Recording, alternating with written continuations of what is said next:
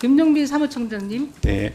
김건희 여사에 대해서 사인이기 때문에 처벌할 수 없다고 하셨습니까? 네. 윤석열 대통령은 지난 박근혜 정부 국정농단 수사 시에 최순실, 박근혜의 관계를 경제공동체의 논리를 동원해서 처벌했습니다. 윤석열 대통령과 김건희 씨는 부부 아닙니까? 네. 더한 공동체 아닙니까? 질의 이어가겠습니다. 명태균 씨에 관해서 질의하겠습니다. 명태균 씨는 지난 10월 6일 모 언론과의 인터뷰에서 내가 했던 말이 20분의 1도 안 나왔다. 입 열면 진짜 뒤집힌다. 내가 감옥 들어가면 한 달 만에 이 정권 무너질 것이라고 했습니다. 또 7일 밤 보도된 모 언론과의 인터뷰에서 내가 검찰 조사를 받게 되면 잡아 넣을 건지 한 달이면 하야하고 탄핵일 텐데 감당되겠나? 라고 경고했습니다. 그만큼 대통령 부부와 밀접한 관계에 있고 이 정권의 리스크를 손에 쥐고 있다는 뜻으로 들립니다. 자료 한번 보겠습니다.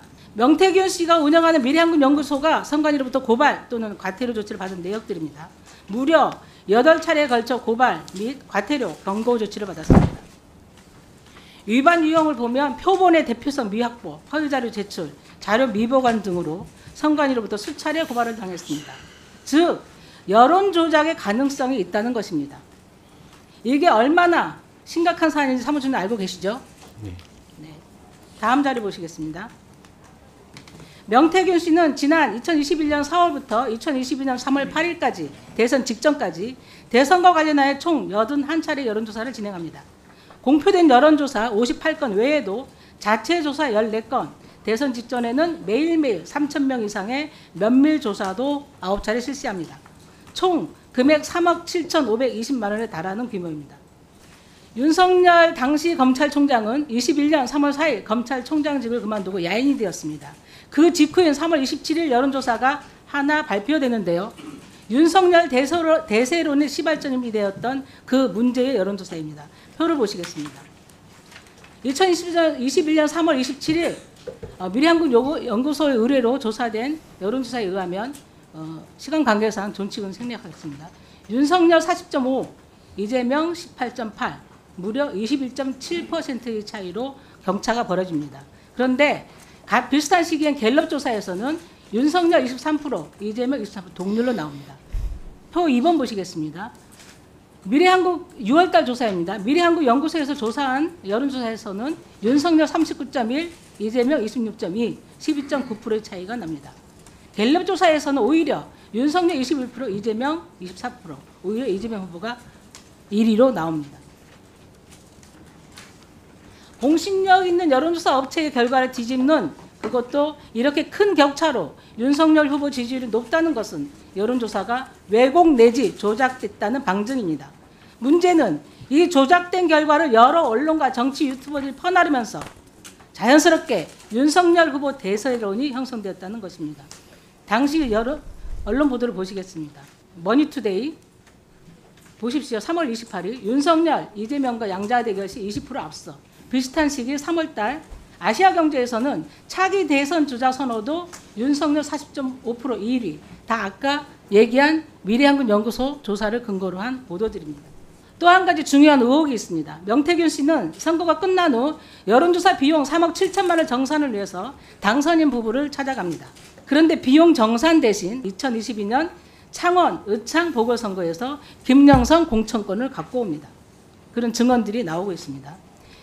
실제로 2022년 5월 9일 명태균과 회계 책임자였던 강혜경 씨의 통화 내용을 보면 명태균 씨는 내일 김영선 후보 공천 발표될 테니 현수막도 바꾸고 돈손후비 준비해라 말합니다. 실제로 그 다음 날인 5월 10일 김영선 공천이 발표됩니다.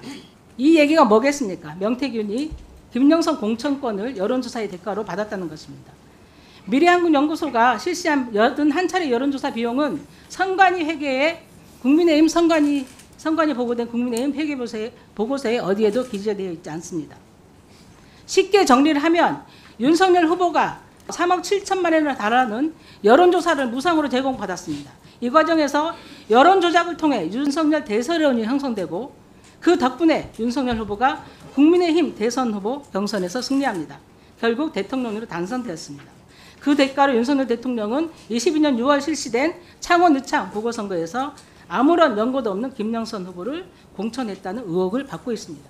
대통령 부부의 각종 의혹에 대한 법 위반 사항을 정리해 봤습니다. 이것은 제 개인의 의견이 아니라 공직선거법 전문 변호사의 자문을 거친 것임을 말씀드립니다. 첫째, 정치자금법 제45조 위반입니다.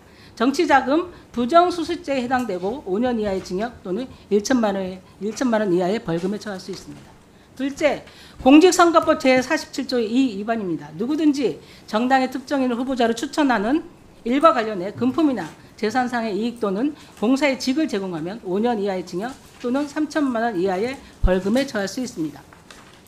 셋째, 형법 제129조 위반입니다. 공무원 또는 중재인이 될 자가 청탁을 받고 뇌물을 수수했을 경우 3년 이하의 징역 또는 7년 이하의 자격정지에 처할 수 있습니다. 특히 수뢰액이 1억 원 이상인 경우 특가법에 따라 가중처벌을 받습니다. 명태균 씨의 말이 사실이라면 대통령 부부의 수뢰액은 3억 7천만 원에 해당되기 때문에 무기 또는 10년 이상의 징역입니다. 당선 무효형에 받을 수 있는 사안입니다. 사무총장은 이런 위법행위에 대해서 어떤 의견인지 말씀해 주십시오.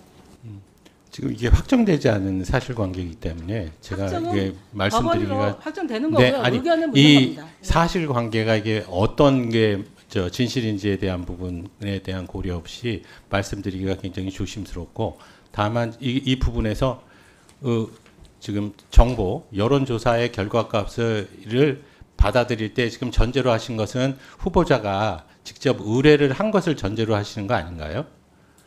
그죠? 예. 근데 만약 그게 맞으면 모르겠는데, 아니 그러니까 이제 의뢰를 하고도 돈을 지급하지 않은 그런 내용이 아니고, 지금 그래서 그 부분은 말씀드린데 이미 이 부분은 수사 중인 사안이지 않습니까? 저희들이 기본으로 정할 때 조사와 수사가 양쪽으로 다 진행되는 경우에 국민들의 지금 결국은 저희가 이제 이런 겁니다. 결국은 저희가 조사를 해서 수사기관에 다시 그 결과를 이첩시킬 수밖에 없지 않습니까? 고발을 할 수밖에 없지 않습니까? 그러면 어차피 수사기관이 자기네들이 정해서 하는 것이거든요.